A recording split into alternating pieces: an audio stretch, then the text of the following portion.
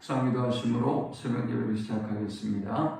하나님 은혜와 사랑에 감사합니다. 간밤에도 우리가 주님의 품 안에 편히 쉬게 하시고 새날을 주셔서 예배케 하심을 감사합니다. 오늘 이 하루도 주와 동행하는 하루가 되게 하시고 주께 우리의 모든 인생의 문제와 또 어려움들을 맡김으로 믿음으로 승리하는 주의 자녀들 되도록 인도하여 주옵소서. 오늘도 우리 구하는 것과 생각하는 것보다 더욱더 넘치도록 응답하신 하나님을 찬양합니다. 예수님의 이름으로 기도합니다. 아멘. 찬송 369장 드리겠습니다.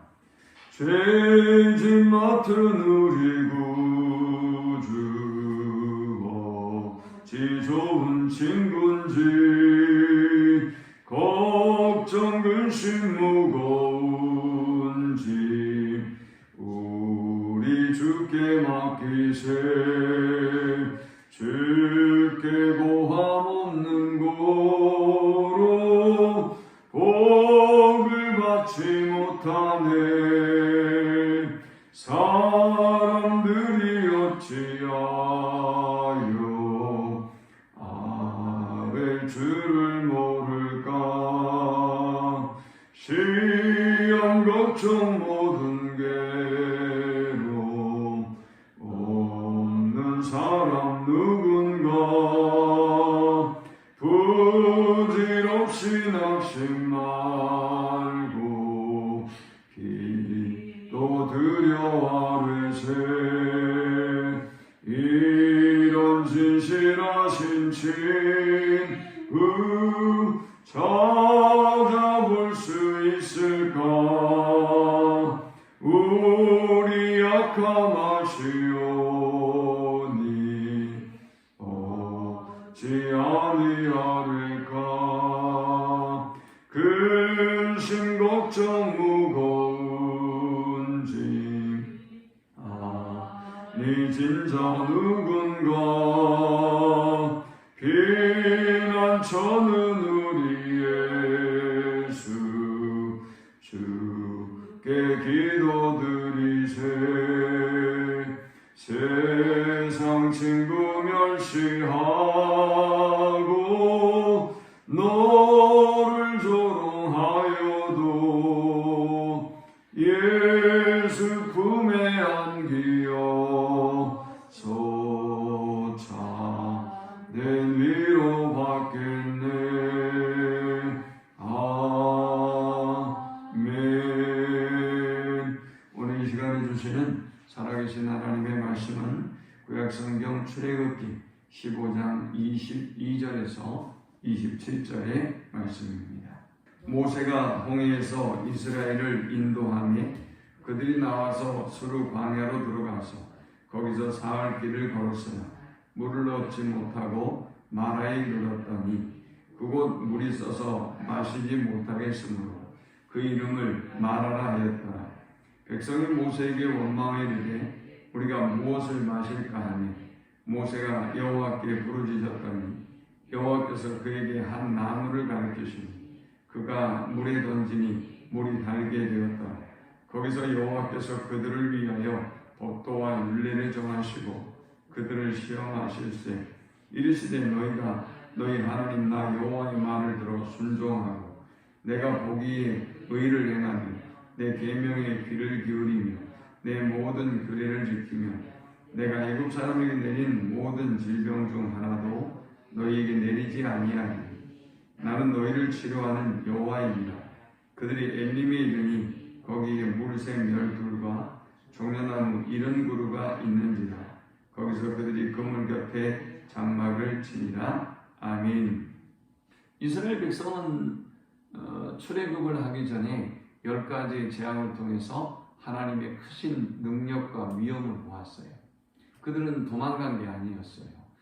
저 애굽 백성이 하나님의 그 역사하심 앞에 두려움에 떨었고 제발 나가달라고, 우리가 금은까지 줄 것이니 나가달라고 요청해서 나왔어요. 또 조금도 두려워할 것이 없이 당당하게 그들은 출애굽을 하게 되었죠. 그러니까 이 하나님에 대한 어떤 확신, 믿음이 얼마나 충천해서 그들이 이 출애굽을 했겠습니까? 그러나 곧 홍해를 만나게 됩니다. 홍해를 만났을 때 믿음으로 그 홍해를 바라보았다면 어떨까요? 믿음을 배제한다면, 하나님을 배제한다면 홍해는 완전히 그들을 도간에 든 쥐로 만드는 재앙이에요. 어려움이에요. 그러나 지금까지 10가지 재앙을 통해서 하나님이 그들을 위해서 일하시는 걸 보았기 때문에 믿음으로 지금의 이 환경, 홍해를 바라보고 믿음으로 저 뒤에 군대가 쫓아와도 믿음으로 이 상황 가운데 하나님이 무슨 뜻이 있으시겠지, 또 하나님의 선한 길로 인도하시겠지, 하나님이 또 승리케 하시겠지 라는 믿음을 가지고 믿음으로 바라봤다면 아마 더욱더 이들이 불안하거나 염려하지 않았을 것입니다. 그러나 이들이 홍해를 만나고 그들은 하나님의 능력, 또 하나님의 사랑, 하나님의 은혜를 잊어버리고 온통 불평과 원망을 쏟아내기 시작했어요. 애굽에 매장지가 없어서 우리를 이곳으로 인도했느냐? 우리를 여기서 죽게 하려느냐? 차라리 우리가 종살이를 하는 게 나을 뻔했다라고 원망하며 모세에게 원망하고 불평했단 말이죠. 자, 이제 그리고 그들은 홍해의 기적을 보았어요. 아마 툭 튀어나왔던 입이 쑥 들어가지 않았을까요? 아, 정말 우리 하나님이시다. 우리가 왜 원망하고 불평했던가? 하나님이 이렇게 우리를 위해서 이미 준비하고 계시고, 이제 돌아보니 홍해라고 하는 것이 우리를 죽이려고 위협하는 어려움이 아니라 이 홍해라고 하는 것이 오히려 덫이 되어서 우리가 피 한 방울 흘리지 않고 저들을 물리치고, 이제 우리가 홍해를 건너고 나면 저들이 쫓아올 수 없게 되었구나 라고 그들이 이제 깨닫게 되었기 때문에 하나님을 찬양하고 기뻐할 수밖에 없었던 것이죠. 그래서 우리가 15장에 보니까 모세와 미리암과 온 이스라엘 백성이 찬양하고 하나님께 영광을 돌리고 있어요. 자, 그런데 이제 그들이 또 여정을 시작했습니다. 그들의 발걸음은 누가 인도하시는 거죠? 하나님이 인도하시는 것이죠. 그들은 구름 기둥과 불 기둥을 주셨기 때문에 구름 기둥이 가자고 그러면 가고, 오늘은 쉬자 그러면 쉬고, 하나님의 인도하신 대로 가면 되는 것입니다. 우리가 하나님과 동행하는 연습을 하려면요, 내 힘을 빼야 돼요. 그리고 내 생각을 빼야 돼요. 수영을 하든 어떤 운동을 하든 꼭 그러죠. 힘을 빼세요 그러잖아요. 그죠? 힘을 빼야 돼요.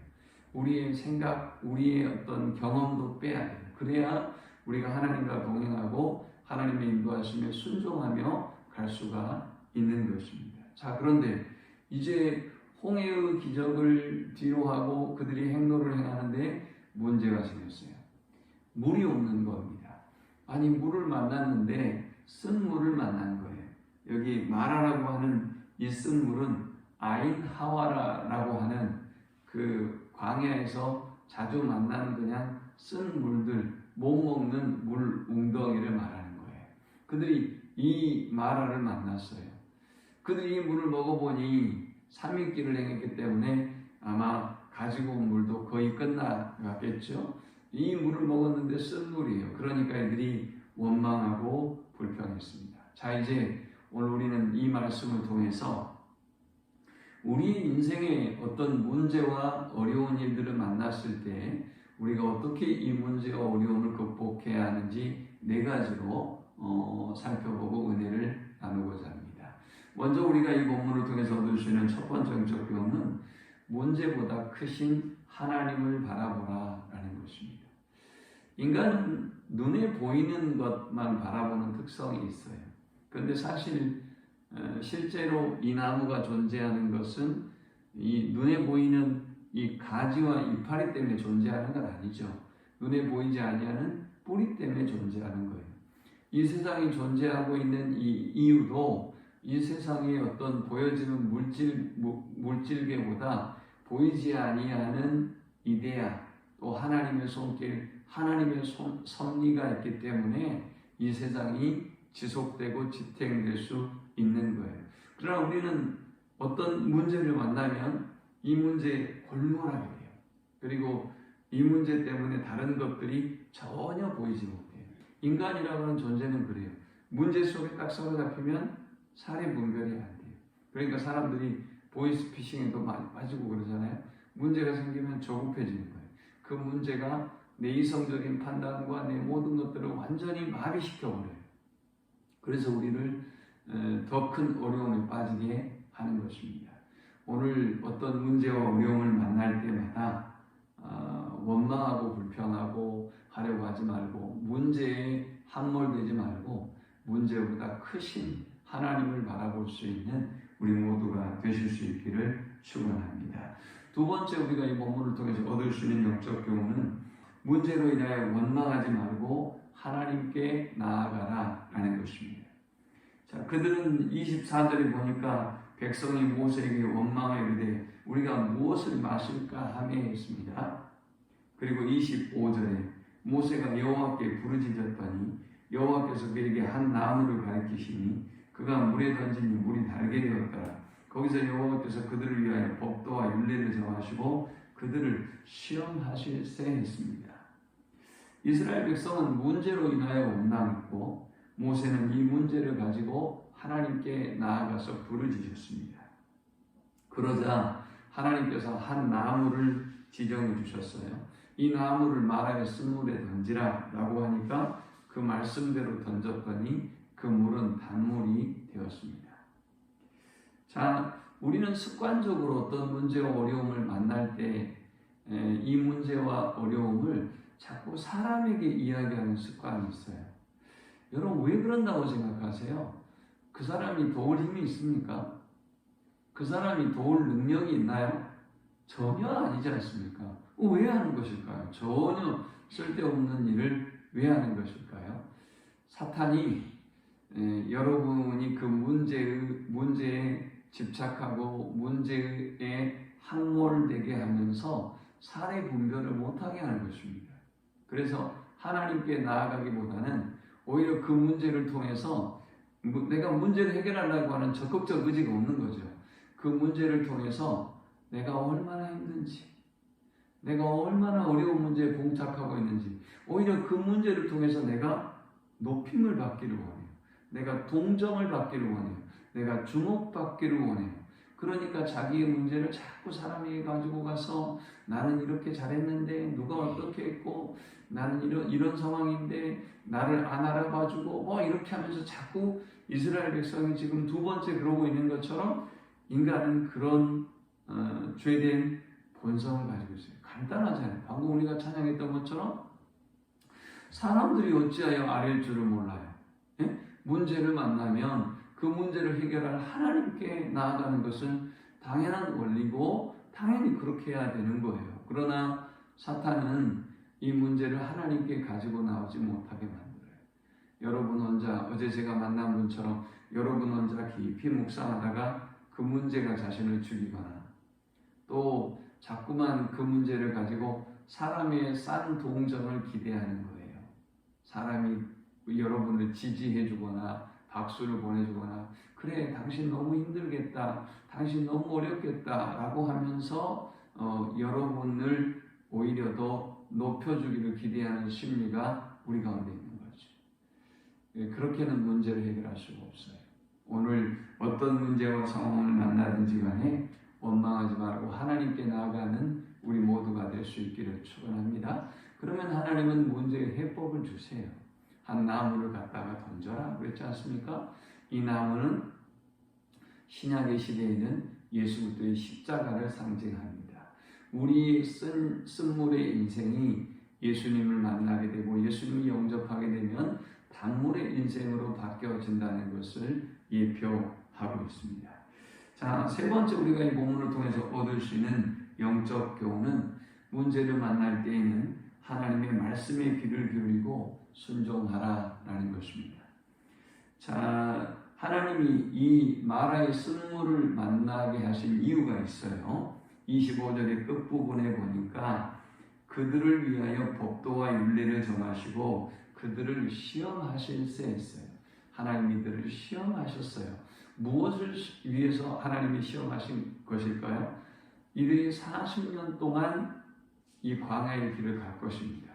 그리고 그들이 여러 가지 문제를 만나게 될 것입니다. 그런데 이 문제를 만나게 될 때마다 홍해를 만났을 때 첫 반응이 어때요? 불평함에 원망이 있단 말이죠. 그리고 또 두 번째 이 마라의 쓴물을 만났을 때도 그들이 불평하고 원망했단 말이죠. 이 습관을 고치고, 왜 불평하고 원망하는 것입니까? 하나님을 보지 못하고 상황과 문제와 여건과 사람을 바라봤기 때문에 낙심하고 절망하고 원망하는 거예요. 그래서 앞으로 너희가 이 길을 걸어갈 때에 어떤 상황과 문제를 만나든지 간에 나에게 귀를 기울여라, 나의 인도하심을 받으라 라는 것을 가르쳐주기 위해서 하나님이 이 시험을 주신 것입니다. 26절의 말씀을 한마디로 정의하고 정리해보면 이거예요. 하나님의 말씀에 귀를 기울여라, 그리고 하나님의 말씀을 지켜 순종하라 라는 것입니다.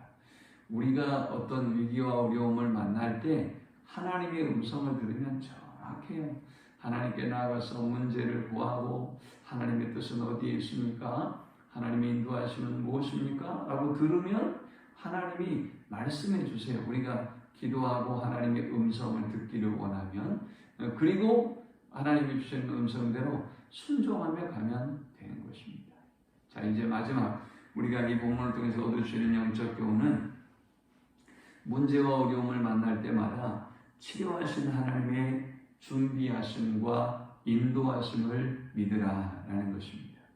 하나님은 이 마라의 쓴물을 단물로 바꾸시고 난 이후에 자신에 대해서 뭐라고 말씀하셨느냐? 26절에 나는 너희를 치료하는 여호와임이라. 그들이 엘림에 이르니 거기에 물샘 12과 종려나무 70그루가 있는지라. 거기서 그들이 그 물 곁에 장막을 치니라. 아멘. 하나님께서 당신을 이 마라의 쓴물의 사건 이후에 말씀하시기를 나는 치료하는 하나님이다 라고 말씀하셨어요. 나는 치료하는 여호와이니라 라고 하신 이 말씀은 무슨 의미일까요? 먼저 하나님께서 우리 인생의 쓴물을 단물로 바꾸듯 우리의 모든 문제를 고치고 치료하시는 하나님이시라는 것을 말씀하고 있는 것이죠. 또 하나님이 무엇을 바꾸셨을까요? 무엇을 치료하셨을까요? 원망과 불평에 사로잡혀 있는 이 백성을 치료하셔서 하나님께서 그들을 저 홍해의 사건 이후에 찬양하는 이스라엘 백성으로 만드셨듯이 그들의 그 원망과 불평의 마음을 치료하시고 새롭게 하시는 하나님이라는 것을 말씀하고 있는 것입니다. 자, 마라의 쓴물을 만나서 그들은 이미 목을 추렸을 것입니다. 단물이 되었기 때문에 그들은 또 물을 충분히 아마 저장해서 또 여정을 출발했을 것입니다. 그런데 조금 가니까 이게 웬일입니까? 하나님이 샘 12를 준비하시고 종려나무 70그루를 준비하셔서 그 샘의 이름이 엘림인데요. 이 엘림의 샘물을 준비하셔서 이스라엘에 충분히 치유되고 회복되고 쉼을 얻을 수 있도록 해주셨어요. 그 이유가 여러분 뭐라고 생각하십니까? 엘림은 없어도 되잖아요. 지금 마라의 쓴물을 마셨기 때문에 이제 물 없어도 돼요. 이제 한참 더 갈 수 있어요. 근데 왜 하나님은 엘림을 거기에 준비해 주셨던 것일까요? 너희는 보이지 않는 하나님이 보이지 않기 때문에 보이는 이 상황과 여건 때문에 원망하고 불평했지만 자 봐라, 나는 너희를 위하여 준비하고 있었단다. 나는 너희를 위하여 일하고 있었단다. 그리고 나는 너희를 지금 그 엘림이라고 하는 샘으로 너희를 인도하고 있었단다 라는 것을 가르쳐 주었을 것입니다. 사랑하는 여러분, 우리가 어떤 어려움과 문제를 만나도 우리는 우리 하나님께서 이 문제와 이 모든 상황들을 치료하시고 바꾸실 수 있는 분이라는 걸 확신해야 되고요. 또 하나님이 우리를 위해서 준비하고 계신다 라는 걸 확신해야 되고요. 그 하나님이 우리를 그 선한 길로 인도하고 있다는 것을 확신해야 하는 것입니다. 문제를 만날 때마다 이 하나님의 약속의 말씀을 붙잡고 승리하는 우리 모두가 될 수 있기를 축원합니다. 하나님 감사합니다. 우리가 문제와 어려움을 만날 때마다 보이지 아니하는 하나님을 바라보고 신뢰하고 나아가야 함에도 불구하고 보이는 문제에 함몰되고 불평하며 원망할 때가 많음을 고백합니다. 어리석게도 하나님께 부르짖고 나아가야 함에도 불구하고 우리는 사람에게 나아가고 사람이 나를 알아주기를 내가 얼마나 대단한지 내가 얼마나 고통스러운지 그 고난 가운데도 문제의 해결보다는 그들에게 주목받고 인정받고 높임을 받기를 원하는 악한 죄성을 지닌 존재임을 고백합니다. 어떤 상황이든 하나님께 나아가게 하시고 하나님의 일하심을 기대하고 나아가는 저들이 되게 하여 주옵소서. 치료하시는 하나님, 우리를 위하여 여호와에게로 엘림을 준비하시는 하나님, 그 하나님을 믿고 믿음으로 나아갈 수 있는 하루가 되게 하여 주옵소서. 예수님의 이름으로 기도합니다. 아멘. 지금은 우리 주 예수 그리스도의 크신 은혜와 성부 하나님의 그 크신 사랑과 성령의 노보교통 충만케 하심이 어떤 문제와 상황을 만나도 모세처럼 하나님께 나아가서 하나님께 부르짖고 하나님의 일하심을 기대하며 살기를 소망하는 모든 성도들의 머리 위에 지금부터 영원토록 함께 있을지어다. 아멘.